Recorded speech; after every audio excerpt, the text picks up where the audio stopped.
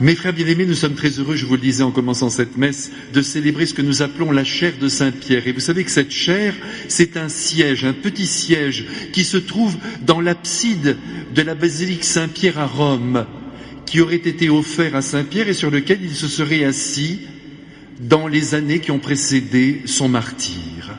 Aujourd'hui, vous pouvez encore le voir, le contempler dans la basilique Saint-Pierre. Et alors évidemment, ce siège n'est que le symbole de l'autorité du pape. Et c'est pourquoi aujourd'hui, nous devons beaucoup prier pour le Saint-Père et comprendre quelle est vraiment sa mission.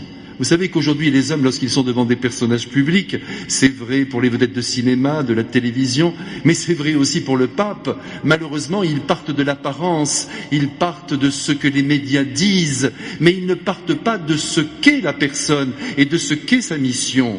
C'est malheureux. Alors, celui-là me plaît, celui-ci ne me plaît pas, et c'est épouvantable parce que nous nous passons de ce que le Christ nous a donné.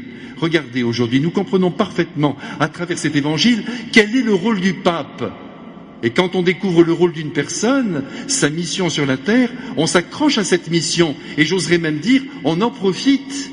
Regardez ce qui se passe. Notre Seigneur Jésus-Christ, sur la route de Césarée de Philippe, nous avons déjà eu cet évangile cette semaine, mais c'est pas grave. Nous le reprenons quelque peu sous un autre angle. Jésus demande à ses apôtres, comment les gens me perçoivent-ils ? Et alors les apôtres répondent les uns après les autres. Alors vous savez, c'est toujours pareil, l'opinion publique se trompe. Pour les uns, il est Jean-Baptiste, pour d'autres, Élie, pour d'autres, Jérémie ou un grand prophète. Et il y a un homme qui se lève, et cet homme, vous le savez, c'est le premier pape, c'est Saint-Pierre, qui lui ne se trompe pas et donne la bonne réponse. Et je pense que dans ses yeux, il devait y avoir beaucoup de chaleur. Ça devait vibrer dans le cœur de Saint-Pierre, car depuis peut-être des mois, il se demandait qui est ce Christ qui fait tant de miracles, qui enflamme la terre avec cet enseignement extraordinaire, qui est capable de ressusciter les morts. Eh bien, Saint-Pierre se lève et tout à coup, il envoie la vérité devant tout le monde, dans les yeux du Christ. Tu es le Messie, le Fils du Dieu vivant. Si le Christ n'avait pas été cela, il aurait tout de suite réagi, nous connaissons son humilité, il aurait dit, mais écoutez, je suis un enfant de Dieu comme tous les hommes sont au fond des enfants de Dieu, pas du tout. Il lui dit, ce que tu viens de dire ne vient pas de toi, mais de mon Père qui est aux cieux. Saint Pierre vient de décliner l'identité la plus profonde du Christ, il est en train de dire qu'il est Dieu. Si le Christ n'était pas Dieu, tout ce que nous faisons même maintenant n'aurait aucune raison d'être.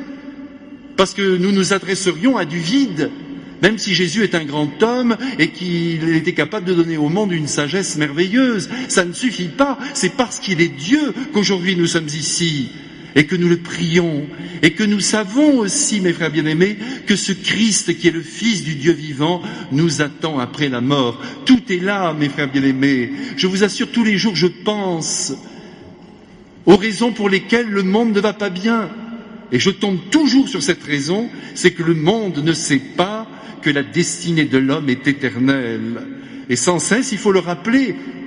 Et qui ne le sait pas peut avoir de grandes angoisses à mesure que la courbe de notre vie nous ramène vers le bas. Alors que quand on sait que nous montons en direction de Dieu, que notre vie se fait de plus en plus belle, que nous nous bonifions, vous ne le sentez pas en vous, ça, mes frères ? Bien sûr, nous avons des moments où nous boitons encore, mais tout de même, en avançant en âge, nous sentons que nous nous bonifions, nous allons vers quelque chose de plus grand, même si notre corps part en ruine. Pas le mien, pas encore, mais ça va venir. Mais en tout cas, nous montons en direction de Dieu. C'est ça qui est beau, mes frères bien-aimés. Si on enseigne aux enfants que la vie se résume à vivre 80 ans ici, à lutter, dans le travail, dans la famille, pour finir dans un trou, comment voulez-vous que ces enfants soient en bonne santé morale ? C'est pas possible. Il faut leur dire qu'ils ont un destin éternel. Voilà ce que notre Seigneur nous supplie de croire. Et comme lui sait que le monde doit le savoir, eh bien il institue une église. Et au sommet de cette église, il place un homme. Cet homme, c'est Saint Pierre.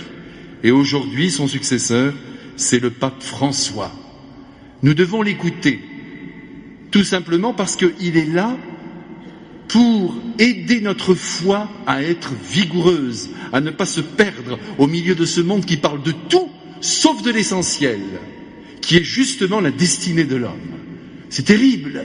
Alors heureusement qu'il y a une autorité universelle, que le pape François, comme il y eut le pape Benoît XVI, Jean-Paul II, tous les autres, sont là pour dire au monde, voilà comment il faut regarder l'homme, voilà comment il faut considérer sa destinée. C'est toute la raison d'être du pape, qui lui a la foi dans le Christ, qui est le Fils du Dieu vivant. Cette foi, depuis l'apôtre Saint-Pierre, ne s'est jamais arrêtée de rayonner dans le cœur des papes, et je l'espère dans le cœur des chrétiens. Je vous en supplie, mes frères, que cette foi soit vigoureuse, sinon tout s'écroule. Et je le redis, heureusement que le pape est là. Et je vous avoue qu'il y a quelques instants, j'étais très heureux de voir très rapidement le pape François avec le pape Benoît XVI présent dans la basilique Saint-Pierre. C'est extraordinaire pour cette grande fête, mais aussi parce que le pape François a créé aujourd'hui cardinal 19 personnes. C'est magnifique. Alors, le pape était là, et d'avoir vu Benoît XVI en grande forme, je vous assure, il était magnifique. Je me suis dit tout ce qu'on lui doit.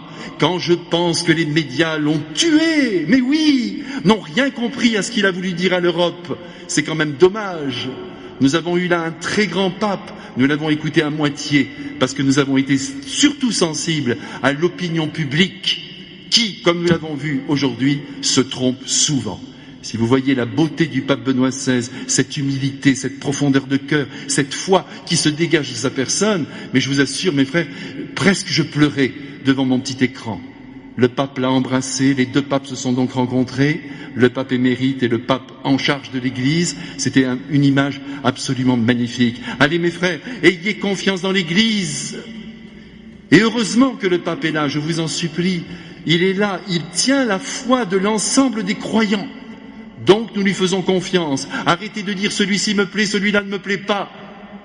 Branchez-vous sur sa foi pour que votre propre foi soit vigoureuse.